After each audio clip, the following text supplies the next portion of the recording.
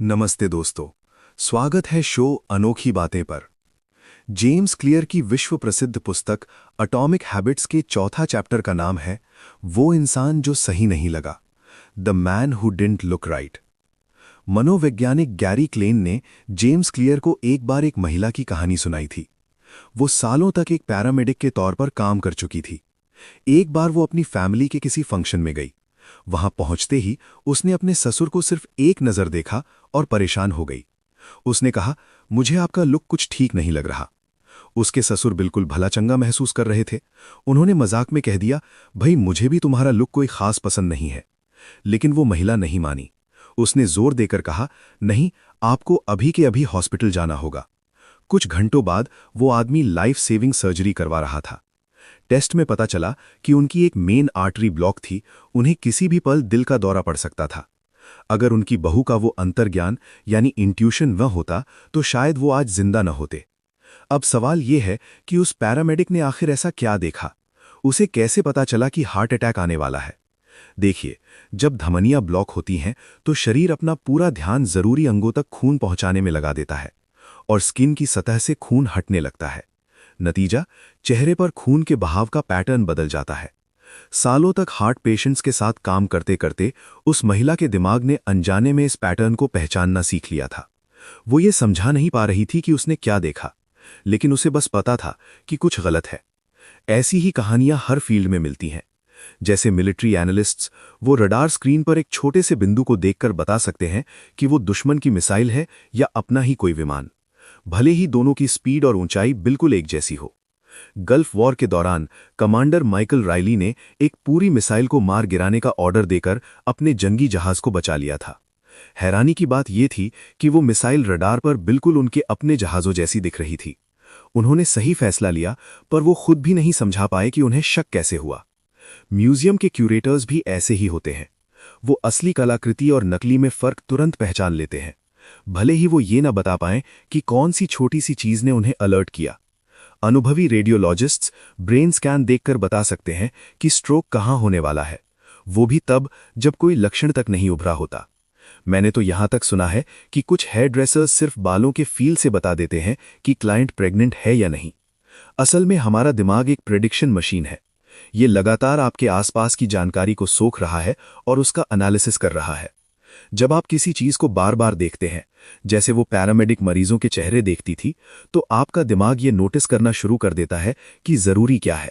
वो फालतू की डिटेल्स को हटाकर काम के संकेतों यानी क्यूज को लिस्ट बना लेता है। काफी प्रैक्टिस के बाद आप उन संकेतों को पकड़ना शुरू कर देते हैं जिनके बारे में आप होश में रहकर कभी नहीं सोचते।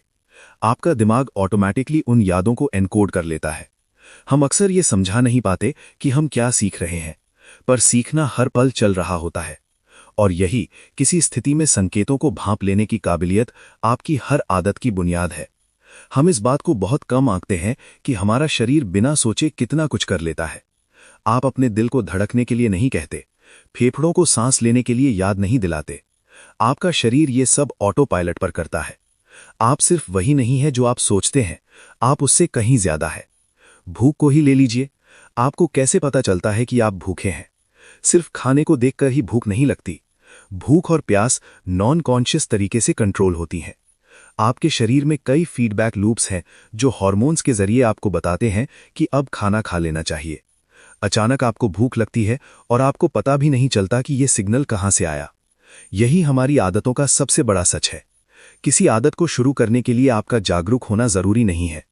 आप बिना ध्यान दिए किसी मौके को देख सकते हैं और एक्शन ले सकते हैं। यही बात आदतों को काम का बनाती है और यही उन्हें खतरनाक भी बनाती है। जैसे जैसे आदतें पुरानी होती हैं, वो आपके ऑटो पायलट दिमाग के कब्जे में चली जाती हैं।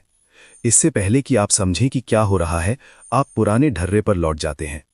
हंसते वक्त मुंह पर हाथ रखना, बात शुरू करने से पहले माफी मांगना या दूसरों के सेंटेंस पूरे करना, हम ये सब बिना सोचे करते हैं। और जितना ज्यादा हम इन्हें दोहराते हैं, उतना ही कम हम इन पर सवाल पूछते हैं। एक बार एक रिटेल क्लर्क की कहानी सुनी थी। उसे काम दिया गया था कि जब भी ग्राहक गिफ्ट कार्ड यूज कर ले तो उसे कैंची से काट देना है। एक दिन वो लगातार कई लोगों के गिफ्ट कार्ड काट रहा था। तभी अगला कस्टमर आया। उसने अपना असली क्रेडिट कार्ड दिया। क्लर्क ने स्वाइप किया और ऑटो पायलट पर कैंची उठाकर उस क्रेडिट कार्ड के 2 टुकड़े कर दिए। उसने तब होश संभाला जब वो हैरान कस्टमर का चेहरा देख रहा था। एक महिला को मैं जानता हूं जो पहले प्री स्कूल टीचर थी, फिर कॉर्पोरेट जॉब में आ गई। आज भी वो मीटिंग्स में अपने कलीग से पूछ लेती है, क्या आपने हाथ धोए? एक लाइफ गार्ड की आदत थी कि जब भी वो किसी बच्चे को भागते देखता तो चिल्ला पड़ता, चलो वॉक। वक्त के साथ ये संकेत यानी क्यूज इतने कॉमन हो जाते हैं कि वो अदृश्य हो जाते हैं। किचन काउंटर पर रखी चीजें, सोफे के पास पड़ा रिमोट, जेब में रखा फोन, इनके प्रति हमारा रिएक्शन इतना गहरा होता है कि ऐसा लगता है ये इच्छा अचानक ही अंदर से जागी है। इसीलिए बदलाव की शुरुआत जागरूकता से होनी चाहिए। पुरानी आदतों को सुधारे बिना नई आदतें बनाना मुश्किल है।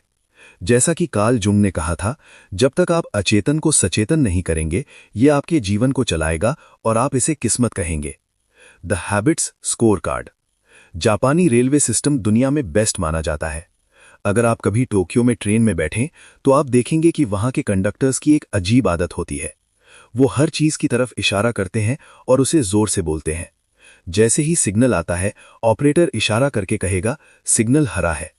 ट्रेन की स्पीड देखते हुए कहेगा, स्पीड 70 है। ट्रेन चलने से पहले प्लेटफॉर्म की तरफ हाथ दिखाकर कहेगा, सब साफ है। इस टेक्निक को कहते हैं पॉइंटिंग एंड कॉलिंग। सुनने में ये बच्चेकाना लगता है, पर यह गलतियों को 85% तक कम कर देता है। न्यूयॉर्क के सबवे में जब इसे आजमाया गया तो हादसों में 57% की गिरावट आई। ये इतना असरदार क्यों है? क्योंकि ये एक बिना सोचे की जाने वाली आदत को होश वाली आदत में बदल देता है। जब आप अपनी आंखों, हाथ, मुंह और कान का इस्तेमाल करते हैं तो गलती होने से पहले ही आपका ध्यान वहां चला जाता है। मेरी पत्नी भी ऐसा ही करती है। घर से बाहर निकलते वक्त वो चिल्लाकर बोलती है, चाबियां हैं, वॉलेट है, चश्मा है और पति भी साथ है। दिक्कत यह है कि हम मान लेते हैं कि अगली बार भी वैसा ही होगा जैसा पिछली बार हुआ था। हम सवाल पूछना बंद कर देते हैं। जिंदगी की ज्यादातर नाकामियां इसी सेल्फ अवेयरनेस की कमी की वजह से हैं। बुरी आदतें हम पर इसीलिए हावी हो जाती हैं क्योंकि हमें पता ही नहीं चलता कि वो कब शुरू हुई। इसीलिए हमें अपने जीवन के लिए एक हैबिट्स स्कोर कार्ड चाहिए। इसे बनाना बहुत आसान है।